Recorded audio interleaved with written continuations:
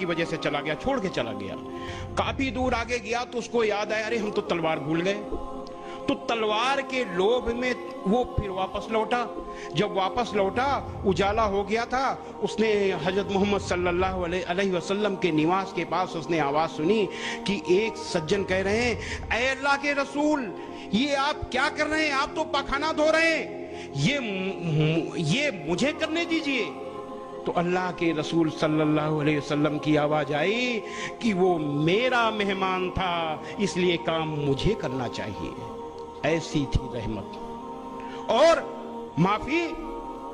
माफी का उदाहरण देते हैं, और उसके बाद जरा हम लोग अपने से तुलना करें कि हम कैसे हैं।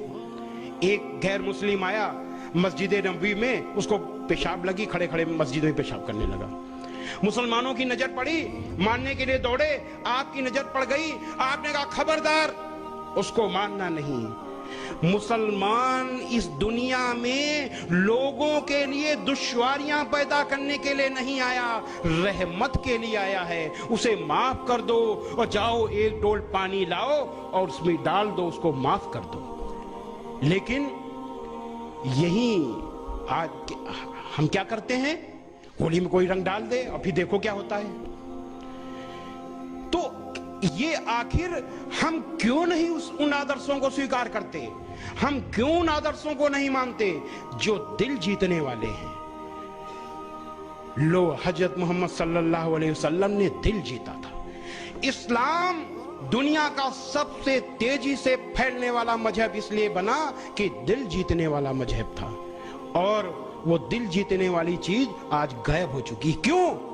क्योंकि दुनिया के मुसलमान कुरान, हदीस और हजरत मोहम्मद सल्लल्लाहु अलैहि वसल्लम के दिखाए रास्ते से हट चुके हैं। इसीलिए अल्लाह की मेहरबानी, इसीलिए अल्लाह की कृपा भी हट गई है। एक अभी हमने बताया, भलाई और बुराई बराबर नहीं हो सकती। बहुत पुराना, बहुत मशहूर वाकया है हमारे, अगर कुछ शायद मुस्लिम भाई सब जानते होंगे, गैर मुस्लिम भाई अगर होंगे या मीडिया के लोग होंगे, हम उनको बताना चाहते हैं कि हजरत मोहम्मद सल्लल्लाहु अलैहि वसल्लम जिस रास्ते से निकलते थे, उस रास्ते में एक बुढ़िया बाई का घर था। वो गैर मुस्लिम थी, वो बहुत चिढ़ती थी आपसे, वो रोज कूड़ा डाल देती थी ऊपर से आपके ऊपर। एक दिन कूड़ा नहीं पड़ा, 2 दिन नहीं पड़ा, 3 दिन नहीं पड़ा, आपने सोचा बुढ़िया माई कहीं बीमार तो नहीं हो गई। तो आप बड़े संकोच में, बहुत संकोच में आप सीढ़ी चढ़ करके ऊपर गए। आपने आवाज दी, माई माई। बुढ़िया माई ने कहा कौन? आपने कहा मैं। ओ बुढ़िया माई सुनते ही बहुत तेजी से नाराज हुई, अरे मोहम्मद कैसे आए?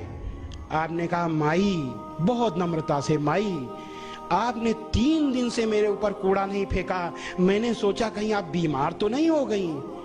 इतना सुनना था कि बुढ़िया माई फूट फूट कर रोने लगी, कहने लगी, अरे मोहम्मद मैं कितनी बुरी हूं, आप कितने अच्छे हो, मैं आपके ऊपर कूड़ा फेंकती थी और आप मेरा हाल लेने आए हो।